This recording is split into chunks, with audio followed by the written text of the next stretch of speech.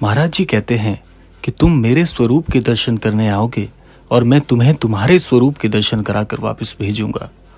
अर्थात महाराज जी कहना चाहते हैं कि आप खोजते खोजते मुझ तक पहुंच जाते हो और खोज तो आप मेरी करने आते हो, लेकिन स्वयं की खोज करके मेरे धाम से अपने धाम को वापस जाते हो।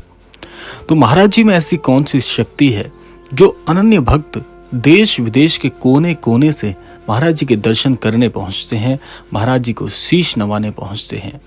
देखिए, ये शक्ति इस ब्रह्मांड की नहीं है, ये शक्ति आपके अंतर मन की भी नहीं है, बल्कि ये शक्ति है महाराज जी की, जो अपने अनन्य भक्तों को विश्व के किसी भी कोने से पहचान कर उन्हें अपने दर्शन देकर कृतार्थ करने के लिए अपने धाम बुलाते हैं।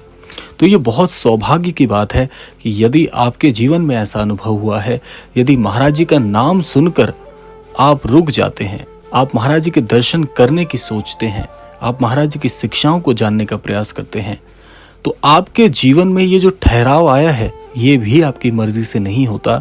महाराज जी चाहते हैं कि अपने अनन्य भक्तों को अपनी शरणागत बुलाकर उनके जीवन को उनके जीवन के साथ साक्षात्कार कराएं।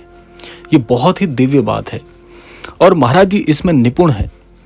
आप चाहे कहीं भी रहते हो, चाहे कैसी ही परिस्थिति में क्यों ना हो, चाहे आप महाराज जी के दर्शन करने में समर्थ भी ना हो, लेकिन महाराज जी की इच्छा है तो इस संसार की कोई भी ऐसी शक्ति नहीं है जो महाराज जी के दर्शन करने से आपको रोक सके। आप असमर्थ से समर्थवान बन जाते हैं, आप अज्ञानी से ज्ञानवान बन जाते हैं, आपकी बुद्धि स्थिर होती है तो महाराज जी आपको कुशाग्र बना देते हैं।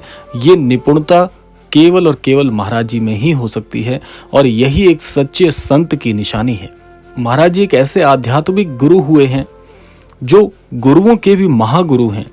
महाराज जी ये भली भांति जानते हैं कि कौन से अनन्य भक्त को किस स्वरूप में किस समय और कितना देना है।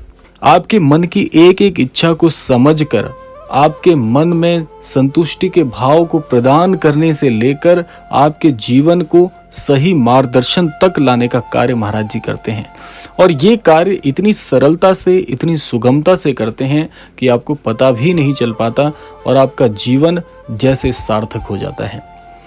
इसीलिए एक अनन्य भक्त को क्या चाहिए कि महाराज जी की शरण में आने के बाद मस्तिष्क में कैसे संशय आ जाते हैं, आपके संशयमान भला कैसे हो सकते हैं, क्योंकि ये बात मुख्यतः मैं महाराज जी के सभी अनन्य भक्त को कहना चाहूंगा कि महाराज जी की छत्र छाया में यदि आपका जीवन व्यतीत हो रहा है तो घबराने की आवश्यकता नहीं है।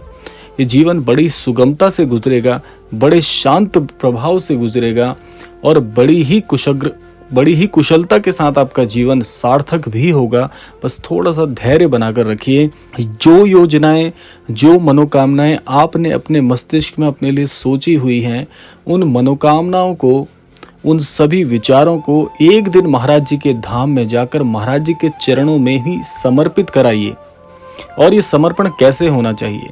ये समर्पण ऐसे होना चाहिए कि महाराज जी को आप एक छोटी सी प्रार्थना करें कि हे महाराज जी, ये जीवन रूपी नाव को, इसकी पतवार को मैंने आपके हाथ में सौंप दिया है। अब इस नाव को चाहे आप पार उतारिए या समुद्र के बीच में डुबो दीजिए, आप जो कुछ भी करेंगे मुझे मंजूर होगा। बस मेरा जीवन अब आपकी शरण में आ गया है।